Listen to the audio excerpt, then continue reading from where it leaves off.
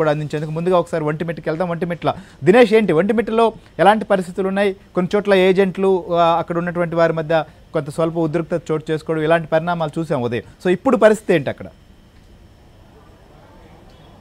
Thank you sir. అసలు మొత్తంగా ఒంటిమిట్టకు సంబంధించి మనం ఒక ప్రధానమైనటువంటి అంశాన్ని ప్రపంచానికి తెలియజేయాల్సిన అవసరం ఉంది. ఎందుకంటే చాలామంది హైదరాబాద్లో ఉండేటువంటి మేధావులు గతంలో ప్రభుత్వం అంతా ప్రజాస్వామ్యతంగా జరిగిపోయిందనేటువంటి భ్రమల్లో ఉన్నారు. యాక్చువల్గా ఇక్కడ అసలు ఒంటిమిట్టలో ఎందుకు ఎన్నికలు జరుగుతుందంటే ఇప్పుడున్నటువంటి ఎమ్మెల్యే రాజీనామా చేశారు. జడ్పీటీసీగా ఉన్నటువంటి ఎమ్మెల్యే రాజీనామా చేయడం వల్ల ఎన్నికలు వచ్చింది.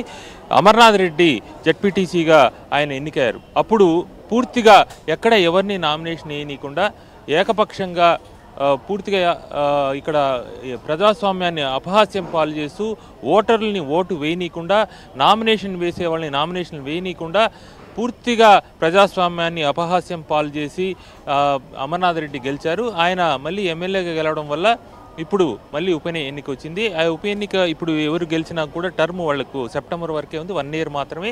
ఈ 1 ఇయర్ ఉన్నప్పటికీ కూడా ప్రజాస్వామ్య విలువని ఈ ఏదైతే గతంలో అరాచకం చేసిన వాళ్ళకి తెలియచేయాలనేటువంటి ఆలోచనతో ఇటు ప్రజలు కావచ్చు, లేదంటే అన్ని పార్టీల వాళ్ళు కావచ్చు, ఇక్కడ మళ్ళీ ఎలా బారులు తీరి ఓట్లేస్తున్నారు మనం చూడొచ్చు. ఇక్కడ ఈ రకమైనటువంటి వాతావరణం గతంలో లేదు. ఏకపక్షంగా కనీసం నామినేషన్లు కూడా వేయనీయకుండా జరిగినటువంటి ఈ ప్రాంతంలో ప్రజలు వచ్చి స్వచ్ఛందంగా ఇలా చక్కగా ఓట్లేసేటువంటి దృశ్యాన్ని మనం చూస్తున్నాం. అన్ని పార్టీల వాళ్ళు, ఇండిపెండెంట్లతో సహా అనేక మంది, వైసీపీ వాళ్ళు కూడా ఇండిపెండెంట్ని కుట్రపూరితంగా వేయించుకున్నా కూడా ఎక్కడ ఎలాంటి ఇబ్బంది కలిగించలేదు. ప్రజాస్వామ్యం ఏదైతే రాజ్యాంగపరమైనటువంటి హక్కు ఉంటుందో, రాజ్యాంగపరమైనటువంటి ఏదైతే నిబంధనలు ఉంటాయో అన్నిటినీ కూడా పాటిస్తూ ఎన్నికలు జరిగేటువంటి ప్రక్రియ ఇక్కడ జరుగుతోంది. ఇక్కడ ఆర్డీఓ కూడా ఉన్నారు. సరే చెప్పండి, ఎన్నికల ప్రక్రియ ఎలా జరుగుతోంది, అసలు ఎంతమంది పోటీలో ఉన్నారు? ఒంటిమిట్ట పరిధిలోని దాదాపు మాకు ఇక్కడ 30 పోలింగ్ కేంద్రాలు ఉన్నాయి. 11 మంది అభ్యర్థులు పోటీ చేయడం జరుగుతుంది. 24,604 మంది ఓటర్లు ఉన్నారు. సో ప్రజెంట్ ట్రెండ్స్ ప్రకారం చూస్తే బై 9 o'clock మాకు ఇక్కడ ఒక 16% వరకు ఓటింగ్ అయితే జరిగింది. సో ఒక 150 మంది సిబ్బంది పనిచేస్తున్నారు, ఓన్లీ పోలింగ్ సిబ్బంది వరకు. అదనంగా ఈ పోలీస్ బలగాలు కూడా ఎక్కువగా కూడా మేము పెట్టడం జరిగింది. ఎందుకంటే కొంచెం పీస్ఫుల్ అట్మాస్ఫియర్లో ఎలక్షన్ కండక్ట్ చేయాలనేది ఉద్దేశము.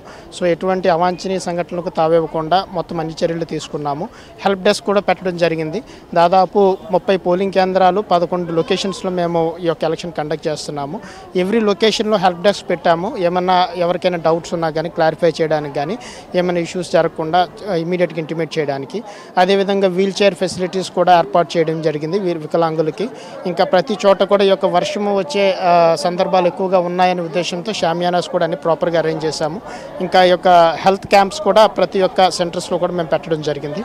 సో పీపుల్ అయితే చాలా బాగా వస్తున్నారు, టర్న్అవుట్ చాలా బాగుంది, అండ్ అందరూ కూడా కాన్ఫిడెంట్గా ఓట్ చేస్తున్నారు. ప్రజెంట్ ఇప్పటి వరకు అయితే ఎటువంటి అంటువర్డ్ ఇన్సిడెంట్స్ ఎక్కడ కూడా రిపోర్ట్ కాలేదండి. టోటల్ ఒంటిమిట్టలో ఎక్కడ కానీ ఈ మొత్తం 30 దీంట్లో కూడా ఎక్కడ ఏమి జరగడం లేదు. ఇప్పటి వరకు అయితే ఎటువంటి అవాంఛనీయ సంఘటనలు రిపోర్ట్ కాలేదు, ప్రశాంతంగా జరుగుతుంది.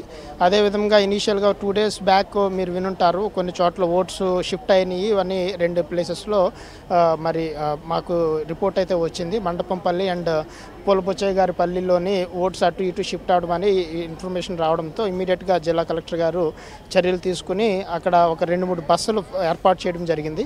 ఈ బస్సెస్తో పాటు ఒక హెల్ప్ డెస్క్ కూడా ఏర్పాటు చేశారు. ఎవరైతే ఓట్లు షిఫ్ట్ అయినాయో వాళ్ళు ఏ విధంగా అక్కడికి వెళ్ళాలనేది కూడా మరి ఏర్పాటు చేయడం జరిగింది. ప్రాపర్గా మనకి మొత్తం అంతా ఈ యొక్క ఫెసిలిటీస్ అండ్ బస్ ఫెసిలిటీస్ ఇవ్వడం వల్ల మేము ఇది మొత్తం అంతా బాగా జరుగుతుంది.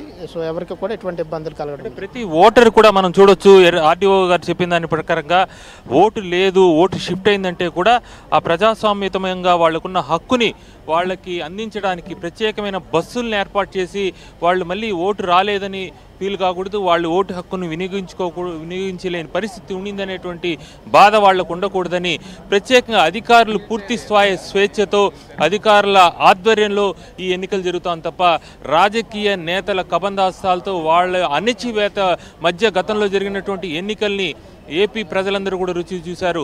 అలాంటి వాతావరణం ఇక్కడ లేకుండా, అంటే ఇది ఒక జస్ట్ ఒక మచ్చుతునకు మాత్రమే. రాబోయే 1 year తర్వాత మళ్ళీ స్థానిక సంస్థల ఎన్నికలు జరగబోతోంది. ఆ ఎన్నికలు ఎలా జరగబోతోంది, టీడీపీ కావచ్చు, కూటమి కావచ్చు, ఎలా ఈ స్థానిక సంస్థల ఎన్నికల్ని భవిష్యత్తులో నిర్వహించబోతోంది అనేందుకు ఇప్పుడు జరుగుతున్న ఈ యొక్క ఎన్నికలు అద్దం పడతా ఉంది. ప్రజాస్వామ్యతంగానే జరుగుతుంది. కూటమి ఏ రకంగా ఆ యొక్క దీంట్లో ఇన్వాల్వ్ కాదనే దానికి ఇప్పుడే ఆర్డీఓ చెప్పినటువంటి అంశాలన్నీ కూడా అద్దం పడతా ఉంది.